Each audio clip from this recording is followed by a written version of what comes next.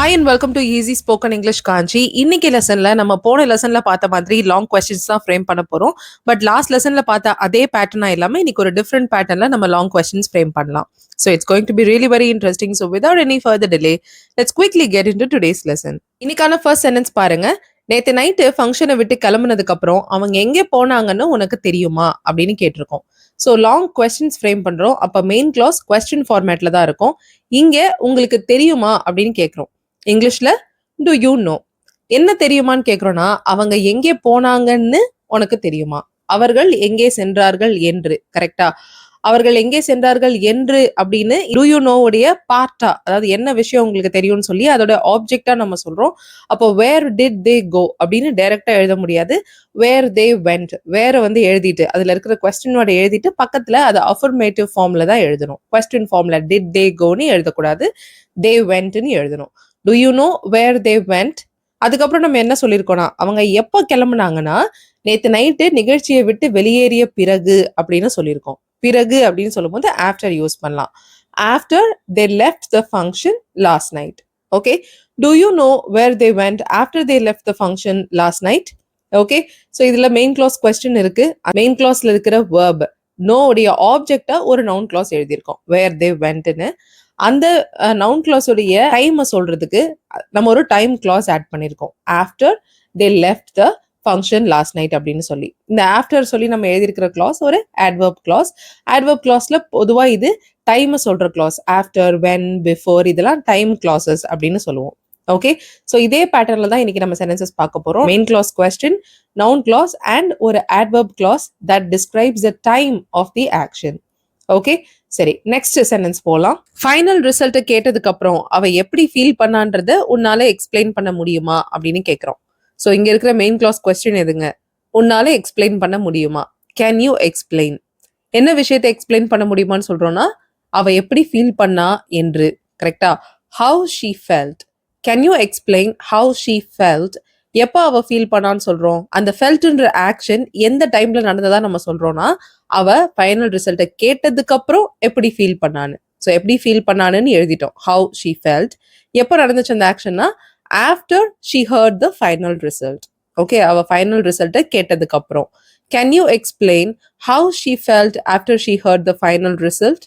Okay, main class question இருக்கு, noun clause how she felt, an adverb clause after she heard the final result describing the time of the action felt. Okay, all right, let's move on to the third one now. பிரச்சனையை பத்தி நீங்க அவகிட்ட கேட்டப்போ அவ என்ன சொன்னான்னு உங்களுக்கு ஞாபகம் இருக்கா அப்படின்னு கேக்குறோம். ஸோ இங்க இருக்கிற மெயின் கிளாஸ் கொஸ்டின் உங்களுக்கு ஞாபகம் இருக்கா, do you remember.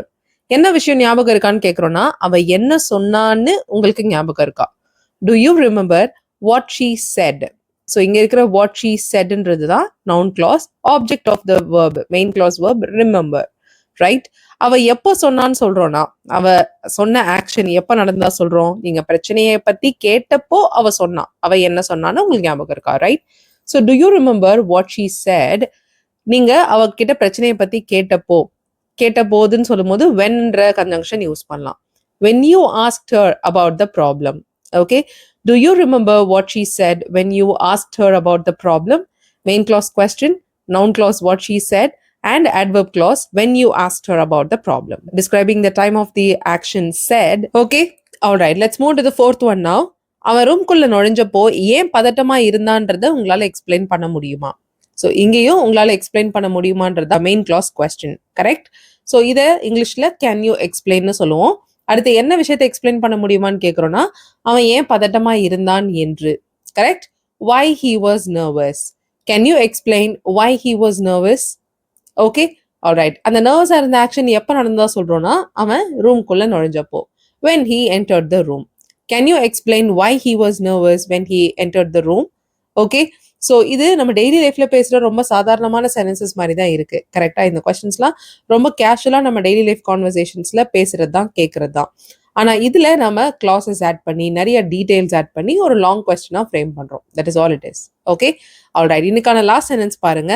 மீட்டிங் சடனா முடிஞ்சதுக்கு அப்புறம் என்ன நடந்துச்சுன்னு உங்களுக்கு ஞாபகம் இருக்கா. உங்களுக்கு ஞாபகம் இருக்கானா டு யூ ரிமெம்பர். என்ன நடந்தது என்று ஞாபகம் இருக்கிறதான்னு கேட்கிறோம். To you remember what happened. எப்போ நடந்ததா சொல்றோம்னா மீட்டிங் சடனா முடிஞ்சதுக்கு அப்புறம். அப்புறம் அப்படின்னு இருக்கு. So after the meeting ended suddenly. Okay. Do you remember what happen after the meeting ended suddenly? Okay. Alright. So இந்த பேட்டர்ன்ல அதாவது மெயின் கிளாஸ் கொஸ்டின் ஃபார்மேட்ல அண்ட் அதோடைய ஆப்ஜெக்டா ஒரு நவுன் கிளாஸ் அண்ட் அந்த நவுன் கிளாஸ்ல இருக்கிற ஆக்ஷனுடைய டைமை டிஸ்கிரைப் பண்ற மாதிரி ஒரு adverb கிளாஸ். ரொம்ப சிம்பிளான பேட்டர்ன் தான். டெய்லி லைஃப்ல நம்ம ரொம்ப அதிகமா யூஸ் பண்ற ஒரு லாங் சென்டென்ஸ் பேட்டர்ன். ஸோ இதுல நீங்க எக்ஸாம்பிள்ஸ் ட்ரை பண்ணி காமெண்ட் பண்ணுங்க. ஒரு எக்ஸாம்பிளையும் நான் பர்சனலி கோ த்ரூ பண்ணி அதுல மிஸ்டேக்ஸ் இருந்துச்சுன்னா உங்களுக்கு காமெண்ட்ஸ்ல சொல்றேன். Thank you so much for watching this lesson till the very end. Please keep supporting. Please keep watching the lessons. I'll see you all in the next video. Till then, take care and bye.